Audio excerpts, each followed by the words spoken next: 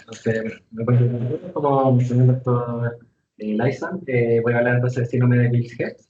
Dentro de los objetivos de la presentación, es por un lado identificar las bases moleculares de este síndrome, describir las principales manifestaciones clínicas, diagnóstico y manejo del síndrome de Wills-Hecht, y por último, describir las principales diagnósticos diferenciales del mismo síndrome. Un poquito de la hoja de ruta va a ver un poco las bases moleculares y relación a las fibrilinas, que es como la proteína que está alterada en este síndrome. Y después vamos tratando de lleno al síndrome de Wills-Hecht, vamos a ver un poco el cuadro clínico, diagnóstico, tratamiento, asesoramiento genético y algunos diagnósticos diferenciales y finalmente algunas conclusiones. Entonces, partiendo primero, vamos a hablar un poco de las fibrilinas, que son glicoproteínas ricas en cisteína, están ubicadas en la matriz extracelular del tejido conectivo y forman estructuras llamadas microfibrilas. Ya, en el ser humano se han descrito tres fibrilinas, fibrilina 1, 2 y 3, que están ahí con su respectiva ubicación en cromosomas autosómicos. ¿Ya? Si vemos la... No, perdón. Ahora sería muy correcto. Ya. Ya, ¿sí ves? Sí, Bueno, acá vemos un poco como la estructura de las tres fibrilinas, si vemos bien, son como bien similares, tienen una alta homología entre ellas. Se describe una homología de hasta el 69%, sobre todo entre la fibrilina 1 y fibrilina 2. Y bueno, algunas diferencias tienen relación un poco con este dominio de acá. Este dominio que, por un lado, bueno, la fibrilina 1 es rico en prolina, la fibrilina 2 es rico en glicina y la fibrilina 3 es rico en prolina y glicina. Se piensa que este dominio tiene un efecto como de bisagra para poder formar la microfibrina posteriormente, ¿ya? También tiene otra diferencia, bueno, pero comparten muchos dominios de unión a calcio, dominios de unión a factores de crecimiento normante beta. En general tiene una alta homología, ¿ya? Y bueno, esta homología se cree que tiene relación con el origen de las fibrilinas, que, bueno, hay un estudio filogenético que evaluó 79 secuencias de fibrilinas de 39 especies distintas, donde se observó que algunas especies tenían solo un tipo de fibrilina, especialmente algunos invertebrados, abejas, etcétera, pero otras ya especies más, no sé, mamíferos tenían tres, incluso hasta cuatro fibrilinas. Y lo que se dio es que lo más probable es que existía originalmente un solo tipo de fibrilina que, mediante un proceso de modificación génica, se formaron dos fibrilinas distintas. Una de las fibrilinas siguió evolucionando para formar lo que conocemos hoy día como la fibrilina 1, y la segunda fibrilina tuvo un segundo proceso de duplicación para generar finalmente lo que es la fibrilina 2 y fibrilina 3. Ahora, la fibrilina, como mencioné previamente, conforma una estructura mayor, que son las microfibrillas. En general se ha visto que la fibrilina 1 puede formar tanto homopolímeros consigo misma o heteropolímeros con la fibrilina 2, que es la que se ve acá abajo. ¿Ya? Y en general, la fibrilina, bueno, está presente en varios órganos durante el desarrollo, incluyendo el pie, pulmones, corazón, aorta, riñón y nervio. En general, la fibrilina 2 tiene una mayor presencia a nivel embrionario y pues natalmente se va reemplazando parcialmente con la fibrilina 1. ¿Ya? Dentro de las funciones de la fibrilina, tenemos por un lado un efecto como de andamio para el depósito y modificación de elastina durante la formación de fibra elástica, esto principalmente en tejidos elásticos como pulmones, vasos sanguíneos, piel y ligamentos. Y por otra parte, en tejidos que no son elásticos como la córnea, tendones, tiene un efecto como resistencia a la tracción. ¿Ya? Y otra función bien importante tiene relación con el control de vías de señalización, principalmente en relación al factor de crecimiento transformante beta y la proteína morfogenética de hueso. ¿Ya? Ahora, en relación al factor de crecimiento transformante beta. Bueno, estos factores tienen varias funciones en relación al crecimiento, diferenciación y apoptosis. Y también regulación del sistema inmunológico y homeostasis tisolar. ¿Ya? Acá lo que vemos es que, en general, el factor de crecimiento transformante beta forma un complejo con otras proteínas, que es la proteína dominada al factor de crecimiento transformante beta y proteína asociada a latencia, que es lo que se ve acá. Que formaría lo que se llama un complejo de latencia mayor. ¿Ya? Este complejo está unido a las microfibrillas, la fibrina, y esta unión va a producir como una inhibición del factor de crecimiento transformante beta. Ahora, mediante diversos mecanismos como enzimas proteolíticas, carnoconformacionales, este factor de crecimiento se va a separar de este complejo, se va a unir a receptores de crecimiento transformante beta, los que mediante mecanismos de fosforilación y mediante distintas vías van a finalmente traslocar el núcleo y van a ejercer sus distintas funciones. en el fondo a sus genes viales. En relación a la proteína morfogenética del hueso, se ha visto que en modelos murinos, cuando existe una pérdida de uno de las funciones de los genes, o sea, de uno de las dos fibrinas tipo 2, se producen contracturas como neonatales, digamos, en los ratones, pero que a medida que van creciendo van desapareciendo y esto tiene relación con este como intercambio de fibrina 2 por fibrina 1.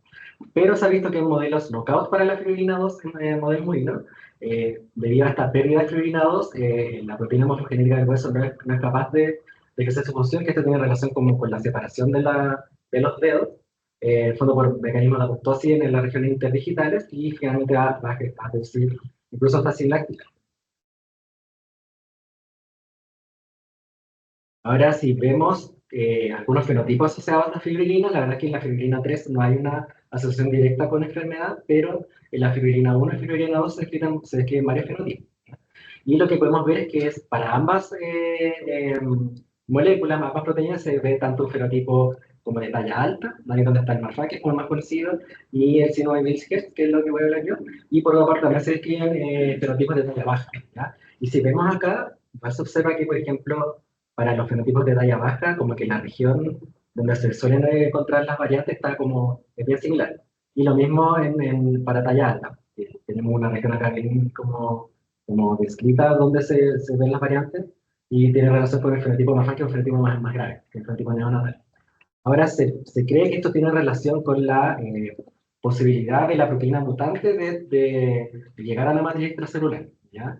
Cuando la proteína mutante no es capaz de llegar a la matriz extracelular, solo llegan las proteínas que son normales, entonces sería por un mecanismo de insuficiencia que se produce en la enfermedad. Recordemos que la fibrina en el fondo tiene un efecto como inhibitorio del factor de crecimiento totalmente beta. Entonces, si hay menos cantidad de fibrina, aumenta la disponibilidad de factor de crecimiento y por lo tanto va a tener una mayor actividad, ¿ya? Por el contrario, cuando la proteína mutante es capaz de llegar a la matriz celular, va a formar los polímeros en, el fondo, en su lugar de acción, y esta formación de polímeros con la proteína mutante tendría como una mayor afinidad con los complejos de latencia grande, lo que evitaría o disminuiría la capacidad del factor de crecimiento de poder separarse. Entonces, tendríamos una menor función del crecimiento, del factor de crecimiento. Entonces, como mencioné, si bien hay varios fenotipos, yo me voy a enfocar más en el fenotipo de síndrome de Wills-Hertz, que en verdad uno lo puede encontrar con varios nombres, ¿ya? Está, bueno, síndrome de Wills-Hertz, síndrome de Wills, arenodactilia contractura congénita, arteritis nueva. Bajo cualquiera de esos nombres uno puede encontrar esta enfermedad, ¿ya? Entonces, como un poquito de introducción de este síndrome, fue descrito por primera vez en el año 1971 por Wills y por Hess.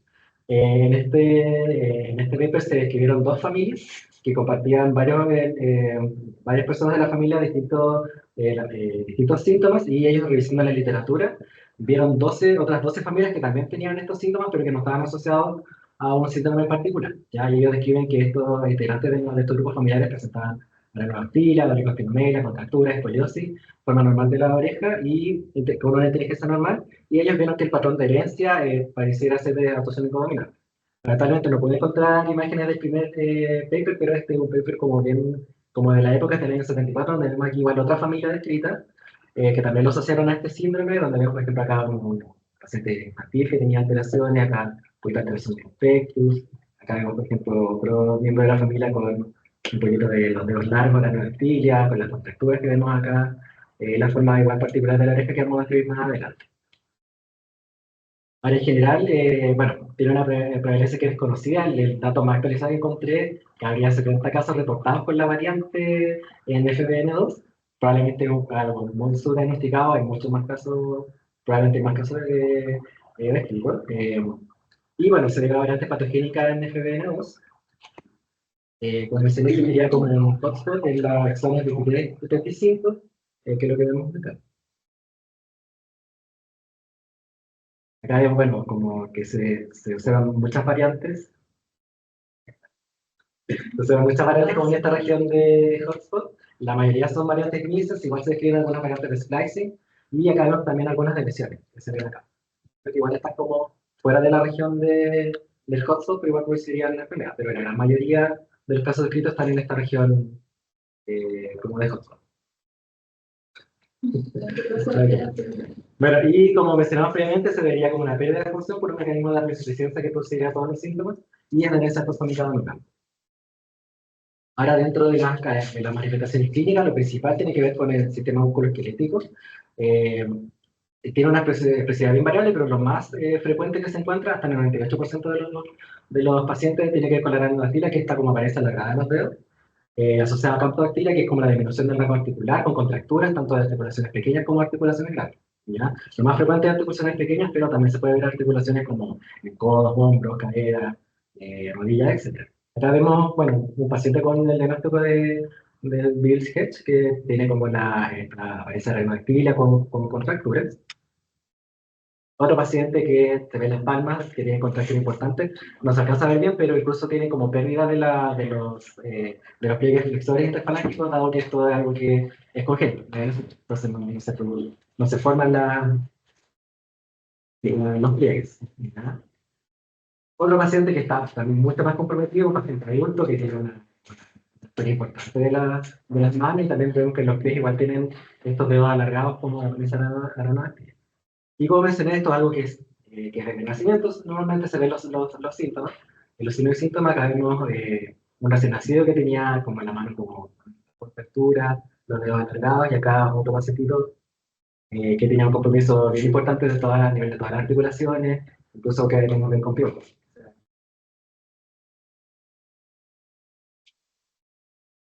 Otra manifestación bien recurrente tiene que ver con una oreja que es muy característica. Se escribe con aplanamiento del hélix, como un hélix como medio plegado, aspecto arrugado del antihélix, pero sí con una audición normal. Eh, Acá vemos otro que este es uno de los primeros casos reportados, donde se ve como el aspecto medio arrugado del antihélix aquí. Y lo que se escribe es que a medida que estos pacientes van creciendo, este como plegamiento del hélix como que se despliega, pero y lo que persiste es como una prominencia de los pilares del hélix, el antihélix se ve acá, lo que se conoce como signo de las vías del tranvía, que se ven ahí. Siguiendo con manifestaciones como musculoesqueléticas, algo también muy frecuente tiene que ver con la psicosis citoescoliosis, que en general empeora en periodos de crecimiento y esto presenta una alta movilidad para los pacientes. Y también se ve deformidad de aspectos. Ya acá vemos una paciente de 36 años que consultó por estas alteraciones. Ella tenía una deformidad importante acá del pectus, lo que producía un desplazamiento a izquierda del corazón por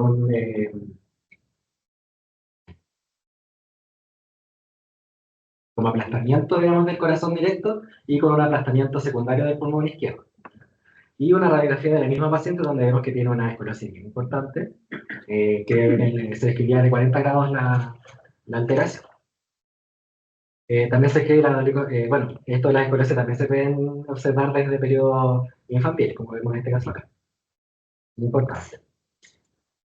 Y bueno, también está descrito la varicocele, que está en proporción de los segmentos corporales con alargamiento de extremidades, que bueno, tiene estos criterios de relación a la neurotalla, segmento superior y inferior. Y asociado también a la hipoplasia muscular, que vemos acá el caso de este pacientito que tiene igual las extremidades más alargadas y con poco desarrollo de tejido muscular. Siguiendo con las manifestaciones, se describen varias anomalías craneofaciales, dolicocefalia, que es lo que podemos ver como este paciente con un aumento del diámetro anterior posterior. En oftalmo, que no se ve, no pareciera ser tan importante en este caso. El piso del papel inclinado hacia abajo, una reducción media facial, que también se puede ver acá, en este paciente. Para dar alto, no encontré como imágenes de esto, y micrognate, que se veía más en este paciente, para la mandíbula pequeña. Otras manifestaciones que no son tan frecuentes, pero también uno puede encontrar, están los huesos largos arqueados y la luxación patelar recurrente.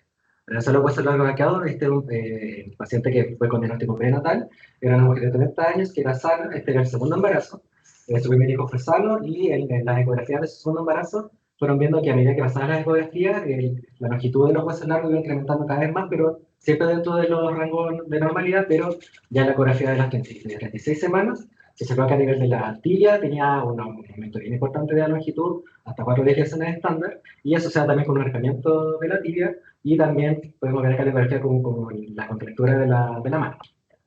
Y después una radiografía postnatal de este caso, donde se comprueba en el fondo el arqueamiento de los huesos largos.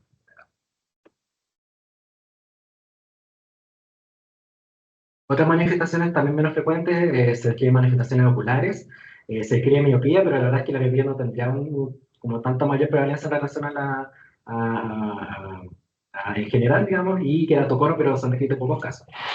Lo que también se describe es una dilatación del arco aórtico hasta en el 15% de los pacientes.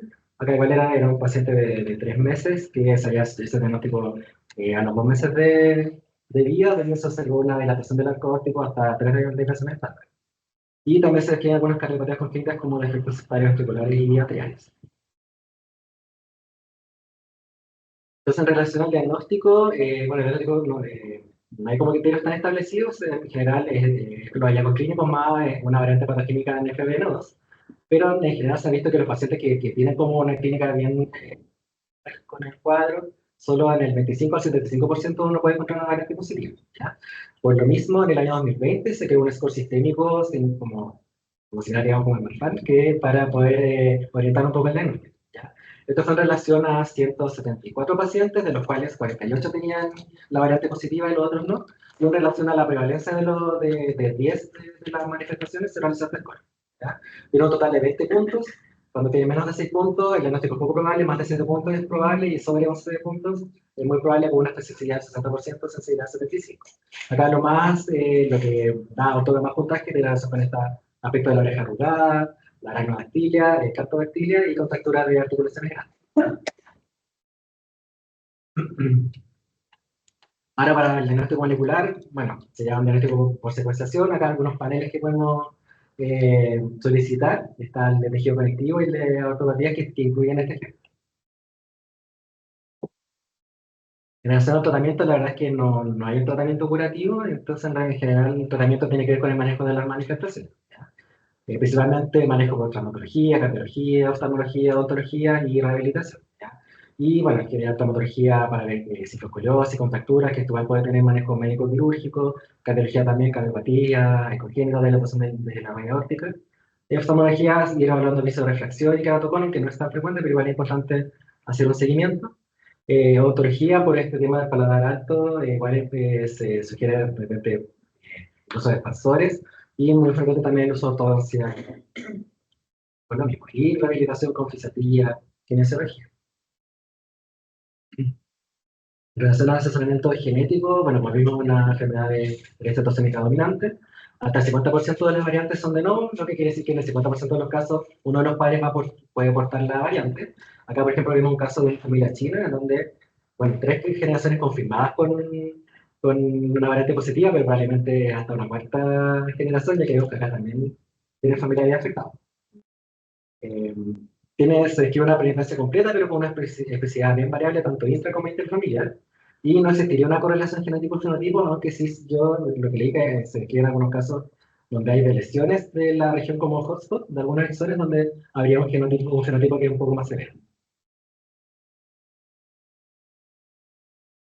Ahora, de hecho, hay muchos diagnósticos diferenciales, acá como algunos principales que tienen que ver con enfermedades igual del tejido conectivo, síndrome de Marfan, que tiene relación con la fibrilina 1, el Loeys-Dietz, Stickler y hemocistinuria. Voy a escribir brevemente estos cuadros. Bueno, síndrome de Marfan que tiene relación con variantes fibrilina 1. Lo que comparte es la dolicostenomelia, la enfermedad de Pectus, escoliosis y la dilatación de la red aórtica, que es más característico del Marfan que del Wilks. Y lo que lo diferenciaría sería la ectodialesis o la luxación de cristalino y ausencia de contracturas articulares. Eso es muy importante para hacer como la diagnóstico diferencial. Que bueno, lo que no fue el paciente que vino con la doctora Mellada, que pasó por Bill Gates, después Marfan, estuvo así como hasta que ya se logró el diagnóstico molecular. Que tenía hasta contractura como en orientativo del Bill Gates. Bueno, síndrome de Loeys-Dietz, variante patogénica en distintos genes. Aquí vemos MAP2 y el receptor de TGF-beta, que era en el fondo la vía igual donde que se comprometía en el Bill Gates, lo que puede explicar un poco la solapamiento de algunos síntomas. Lo que es común, bueno, la aracnodactilia, la enfermedad de Pectus, es así, que acá en vez de tener contracturas tienen hiperdensitud articular, una estructura delgada y una fase característica que se ve en la imagen con hipertelorismo, pueden presentar una bífida o fisura paral. Síndrome de Stickler también se escribe como otro diagnóstico diferencial, también tiene variantes de distintos genes, debe ser generalmente autosómica dominante, pero puede ser también en algunos casos recesiva. Lo que tendría en común es como hábito marfanoide, pero a diferencia del Bill-Sketch, este hábito marfanoide tendría mayor relación con un acortamiento del tórax más que con un alargamiento de la extremidad. Y lo que le diferencia, bueno, que existe miopía y catarata, una catarata como descrita, como bien específica de este síndrome, que es la catarata nuclear, que se escribe como azul Cambridge, que sería como el color de la catarata. Eh, bueno, presencia de hipoacusia, fisura palatina y una displasia espondilopisticiaria. Acá vemos un paciente que tenía un síndrome Stickler 3, que tiene relación con la creación de colágeno 11, que está recesiva, y que vemos la radiografía y la resonancia con platispondila, que es como relación de la columna. Y nos damos cistenuria, que tiene relación con variantes patogénicas en CBS, que está ahí, de cromosoma 11. Lo que nos comparte con el Bill-Sketch es una toricosteronelia, renodactilia, tifoscoliosis, limitación del rango articular. Con lo que la diferencia es la presencia de ectopía diabética, y es lo que marcaba una paciente con el diagnóstico, que es ahí la realización del cristalino. Osteoporosis, también se escribe retraso del desarrollo psicológico. Entonces, bueno, a modo de conclusión, el síndrome de Bill-Sketch es una actividad rara caracterizada por contracturas articulares contínuas, oligostenomelia y otras clarofaciales características. Si bien es un síndrome de baja prevalencia, aunque probablemente subdiagnosticado, el reconocimiento temprano de las manifestaciones son esenciales para proporcionar un asesoramiento genético adecuado y permitir una intervención temprana que mejore la calidad de vida. Y el manejo del síndrome es multidisciplinario con énfasis en seguimiento del músculo esquelético, cardiovascular y rehabilitación. Muchas gracias.